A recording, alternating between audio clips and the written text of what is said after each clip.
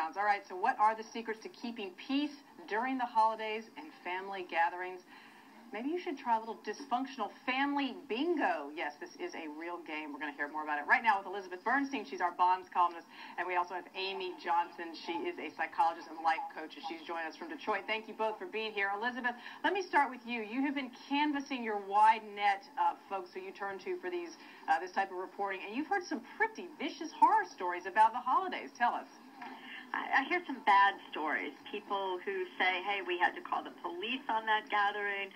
We weren't talking for months after that gathering. Somebody cried and locked themselves in the bathroom. It goes on, the horror stories.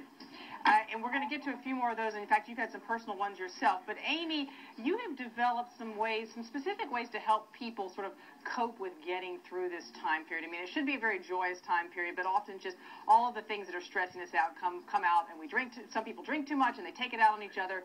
Tell us about dysfunctional family bingo.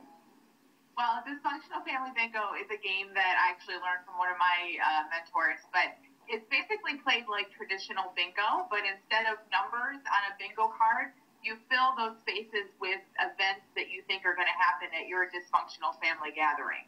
And so it might be that, your sister ends up crying in the bathroom, or your uncle asks an inappropriate question. And rather than cringing when those things happen, you make it a game, and you almost kind of look forward to them happening. Elizabeth, have you ever played dysfunctional family bingo? Or I bet you're going to start this year, right? This year I plan on it, definitely. So why does this happen? I mean, this is supposed to be sort of, as the songs go, the most joyous time of the year.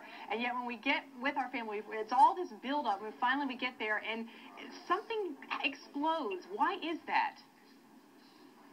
Well, I think that exactly that. We hear these songs constantly for months, starting at Halloween. We watch the commercials, and it's just all built up into this high expectations of what a perfect holiday season we're going to have. And you just can't live up to that to begin with. And secondly, we just have these triggers in our families, and we forget that they're from the past. Our siblings, our parents, they can make us feel a certain way, and it's not really rooted in what's going on right now.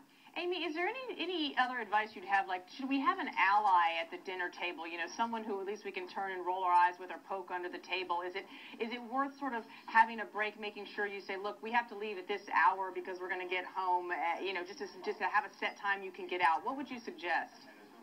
I think all of those are great ideas. Having some sort of coping mechanism going into the event is really helpful, because once you're there and things start to happen, you're not really in a frame of mind to kind of make a plan at that point. And Elizabeth, is there anybody like that you should just say to yourself, I'm going to avoid this person at all costs? And what about the alcohol factor? Should people just sort of like really watch that, even though sometimes they think that's the only way they can get through the night, I guess? I think you should watch it, because certainly it's going to lower your defenses. It's going to make you say things and hear things that are not going to work well for you in the end. So maybe one glass of wine, but not more. And certainly you try to avoid, if there's someone that really, really gets to you, pushes your buttons, why can't you just be polite, but avoid them too? Sort of politely stay out of their way. All right, guys, thanks for the advice. Hope you'll help us keep the peace.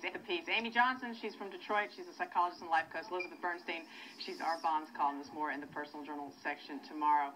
When we come back, are you getting 8 hours of sleep and still feeling pretty tired? Well, you might actually be victim of a mysterious sleep agent that's being released in your body. We're going to tell you what it is when we come back.